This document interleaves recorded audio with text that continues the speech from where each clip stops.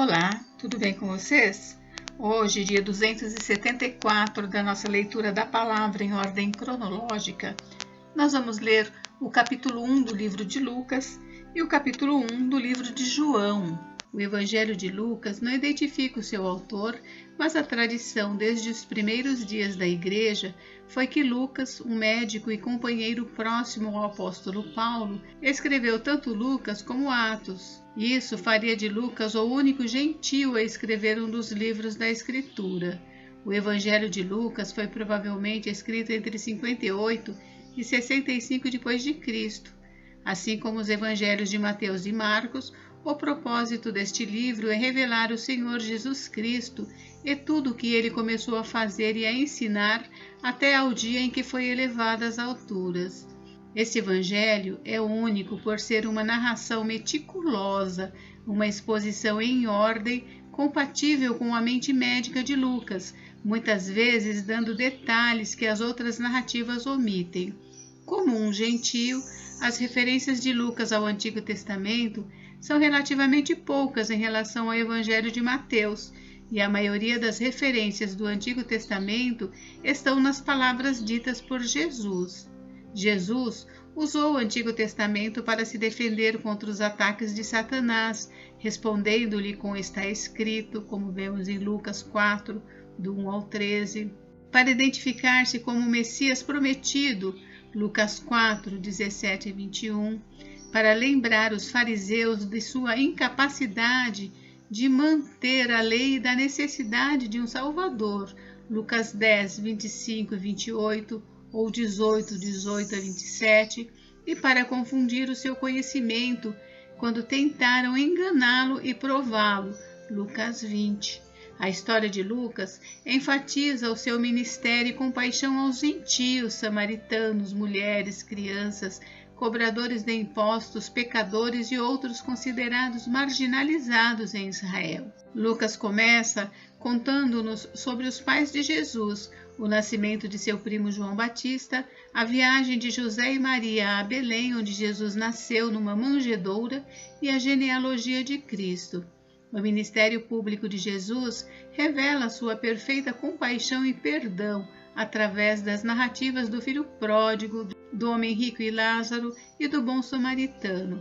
Enquanto muitos acreditam nesse amor sem preconceitos que ultrapassa todos os limites humanos, muitos outros, especialmente os líderes religiosos, desafiam e opõem-se às reivindicações de Jesus. Os seguidores de Cristo são incentivados a contar o custo do discipulado, enquanto que seus inimigos buscam a sua morte na cruz.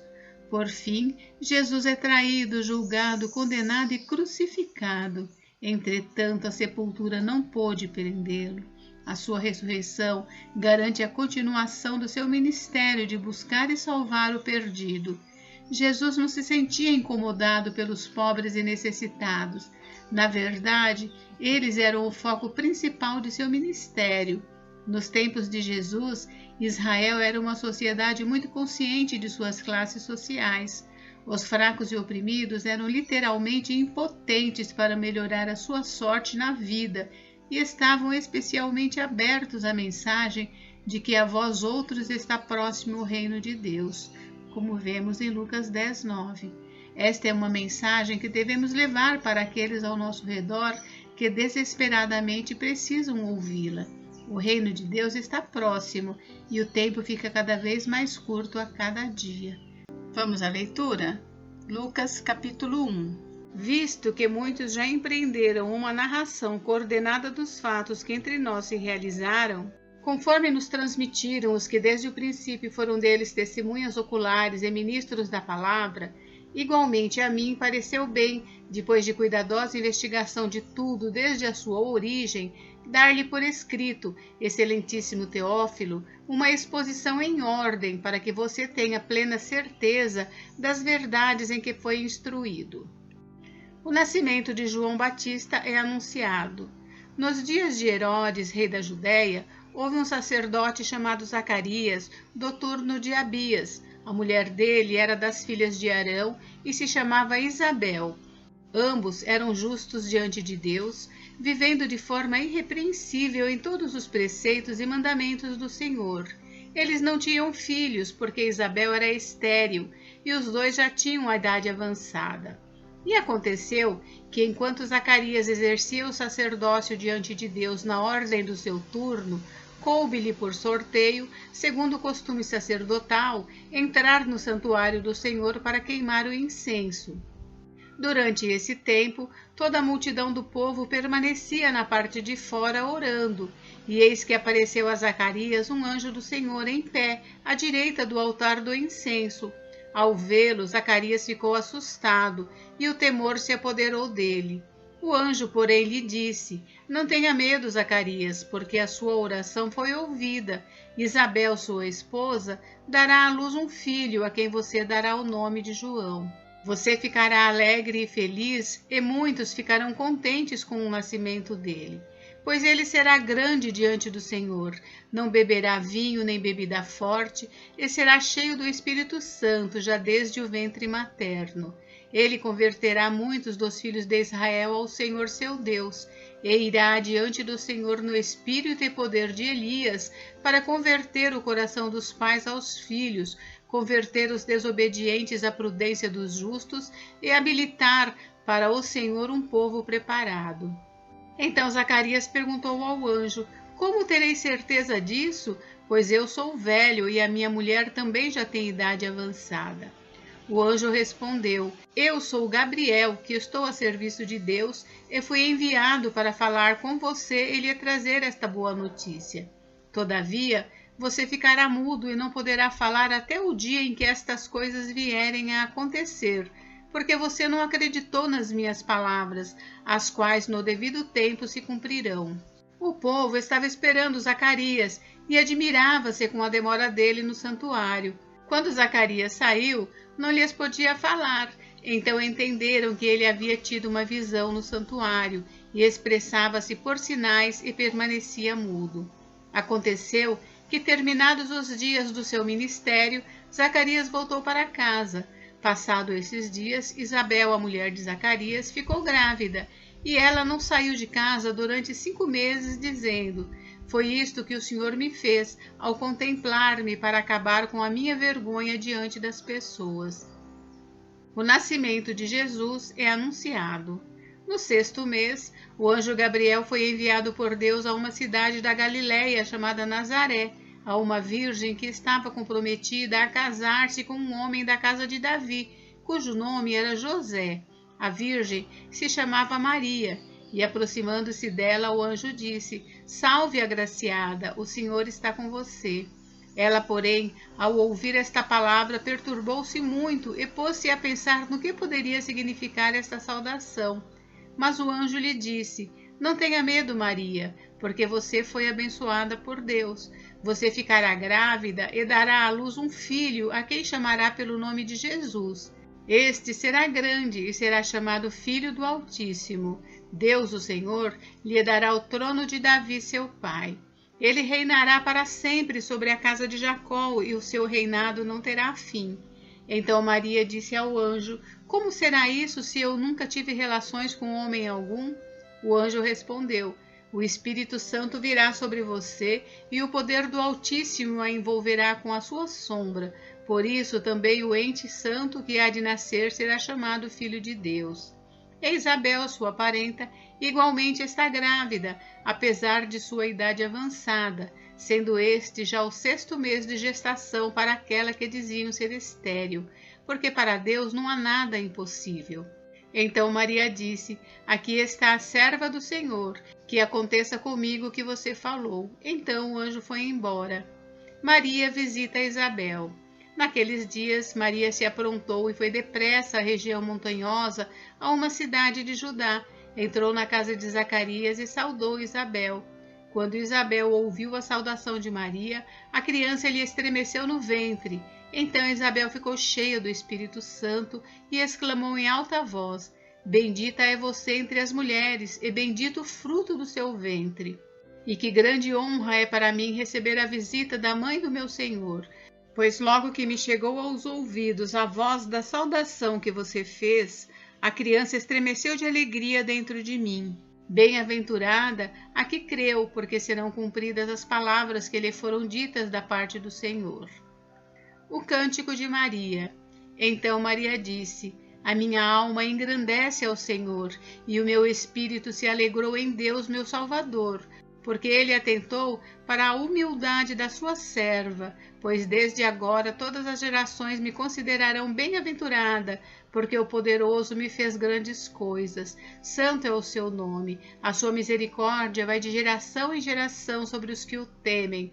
Agiu com o seu braço valorosamente, dispersou os que no coração alimentavam pensamentos soberbos. Derrubou dos seus tronos os poderosos e exaltou os humildes. Encheu de bens os famintos e despediu vazios os ricos.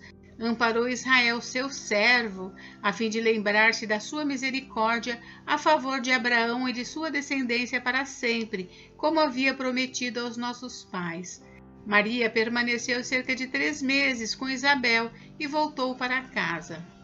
O nascimento de João Batista. Quando chegou o tempo de Isabel dar à luz, ela teve um filho. Os vizinhos e parentes ouviram que o Senhor tinha usado de grande misericórdia para com Isabel e se alegraram com ela. Aconteceu que no 8º dia foram circuncidar o menino e queriam dar-lhe o nome de seu pai, Zacarias. Mas a mãe do menino disse: de modo nenhum, ele será chamado João. Disseram-lhe: mas você não tem nenhum parente com este nome. Fizeram sinais perguntando ao pai do menino que nome queria que lhe dessem. Então, pedindo uma tabuinha, ele escreveu: o nome dele é João, e todos se admiraram. Imediatamente a boca de Zacarias se abriu e a língua se soltou. Então começou a falar, louvando a Deus. Todos os vizinhos deles ficaram possuídos de temor, e essas coisas foram divulgadas por toda a região montanhosa da Judéia. Todos os que as ouviam guardavam-nas no coração, dizendo: o que virá a ser este menino? E a mão do Senhor estava com ele. O Cântico de Zacarias. Zacarias, o pai de João, cheio do Espírito Santo, profetizou, dizendo: bendito seja o Senhor, Deus de Israel, porque visitou e redimiu o seu povo, e nos suscitou plena e poderosa salvação na casa de Davi, seu servo, como havia prometido desde a antiguidade, por boca dos seus santos profetas, para nos libertar dos nossos inimigos e das mãos de todos os que nos odeiam, para usar de misericórdia com os nossos pais e lembrar-se da sua santa aliança e do juramento que fez a nosso pai Abraão, de conceder-nos que, livres das mãos de inimigos, o adorássemos sem temor, em santidade e justiça diante dele todos os nossos dias.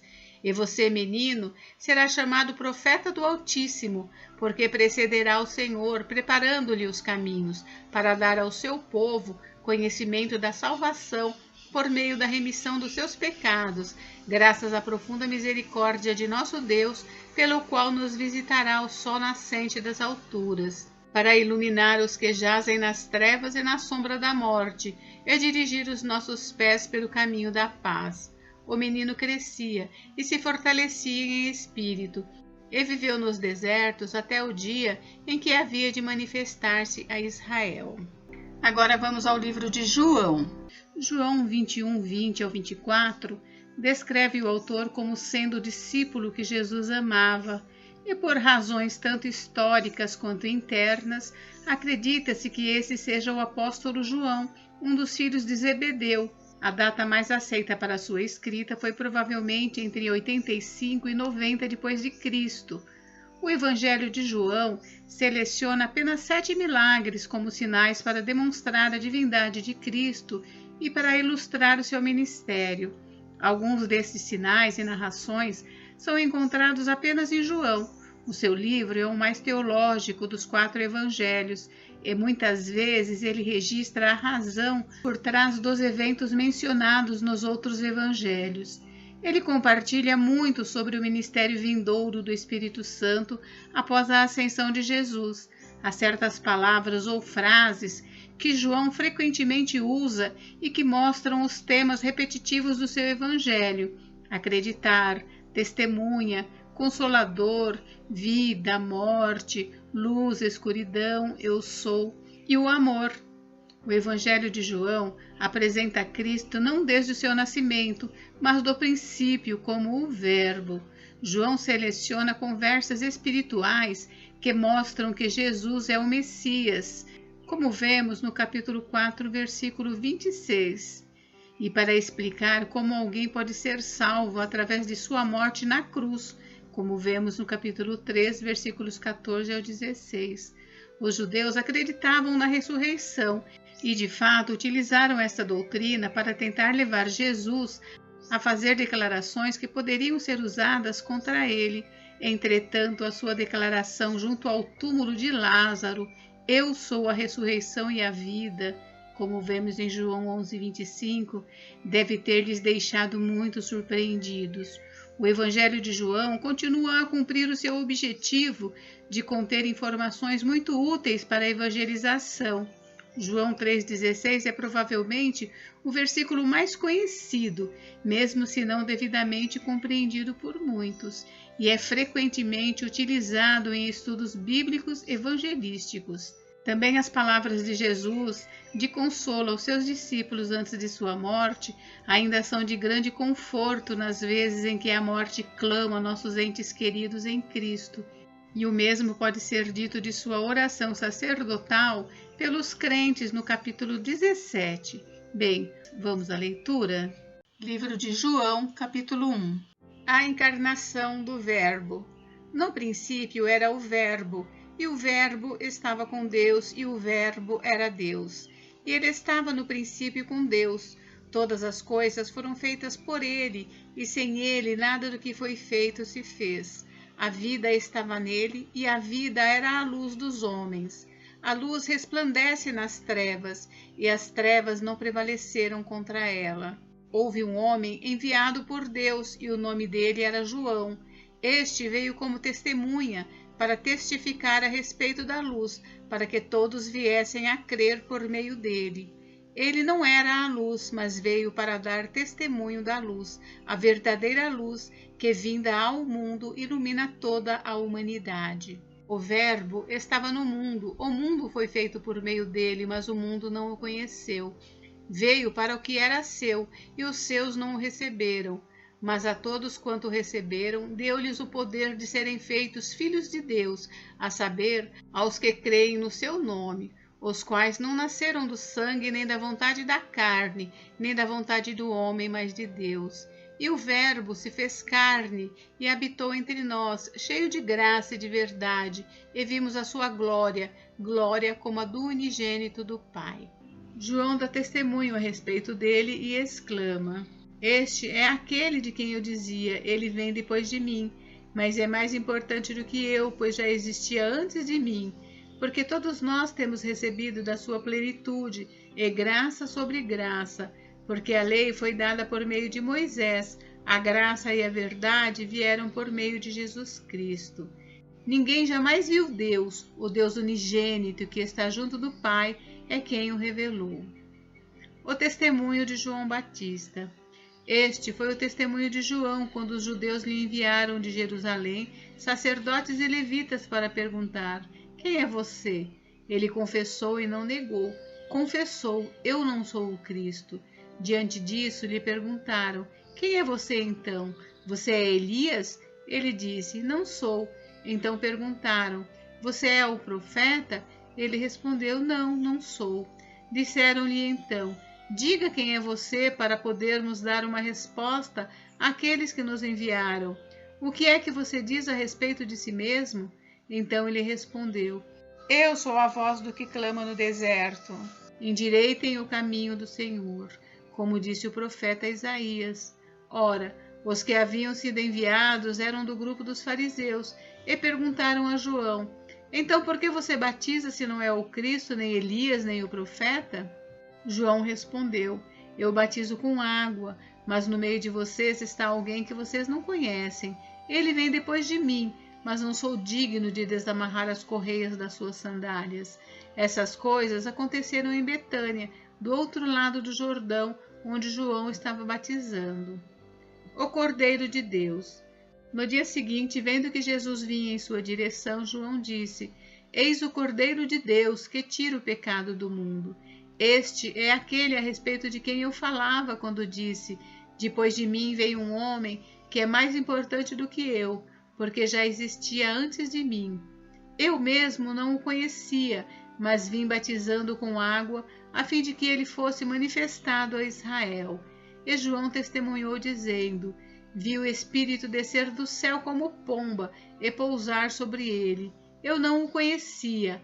Aquele, porém, que me enviou a batizar com água me disse: aquele sobre quem você vir descer e pousar o Espírito, esse é o que batiza com o Espírito Santo. Pois eu mesmo vi e dou testemunho de que ele é o Filho de Deus. Os primeiros discípulos de Jesus. No dia seguinte, João estava outra vez na companhia de 2 dos seus discípulos, e vendo Jesus passar, disse: eis o Cordeiro de Deus. Os 2 discípulos, ouvindo-o dizer isso, seguiram Jesus. E Jesus, voltando-se e vendo que o seguiam, disse-lhes: o que vocês estão procurando? Eles disseram: Rabi, onde o Senhor mora? Rabi quer dizer mestre. Jesus respondeu: venham ver. Então eles foram, viram onde Jesus estava morando e ficaram com ele aquele dia. Eram mais ou menos 4 horas da tarde. André, o irmão de Simão Pedro, era um dos 2 que tinham ouvido o testemunho de João e seguido Jesus. Ele encontrou primeiro seu próprio irmão Simão, a quem disse: achamos o Messias. Messias quer dizer Cristo, e o levou a Jesus. Jesus olhou para ele e disse: você é Simão, filho de João, mas agora será chamado Cefas. Cefas quer dizer Pedro. Filipe e Natanael. No dia seguinte, Jesus resolveu ir para a Galiléia e encontrou Filipe, a quem disse: siga-me. Esse Filipe era de Betsaida, cidade de André e de Pedro. Filipe encontrou Natanael e lhe disse: achamos aquele de quem Moisés escreveu na lei e a quem se referiram os profetas, Jesus o Nazareno, filho de José. Então Natanael perguntou: de Nazaré pode sair alguma coisa boa? Filipe respondeu: venha ver. Jesus viu Natanael se aproximar e disse a respeito dele: eis um verdadeiro israelita, em quem não existe fingimento algum. Natanael perguntou a Jesus: de onde o Senhor me conhece? Jesus respondeu: antes de Filipe chamá-lo, eu já tinha visto você debaixo da figueira. Então Natanael exclamou: mestre, o Senhor é o Filho de Deus, o Senhor é o Rei de Israel. Ao que Jesus lhe respondeu: você crê porque eu disse que tinha visto você debaixo da figueira? Pois você verá coisas maiores do que estas. E acrescentou: em verdade, lhes digo que vocês verão o céu aberto e os anjos de Deus subindo e descendo sobre o Filho do Homem. Gente, encerramos por hoje, mas amanhã tem mais. Fiquem com Deus, Deus abençoe vocês. Até amanhã.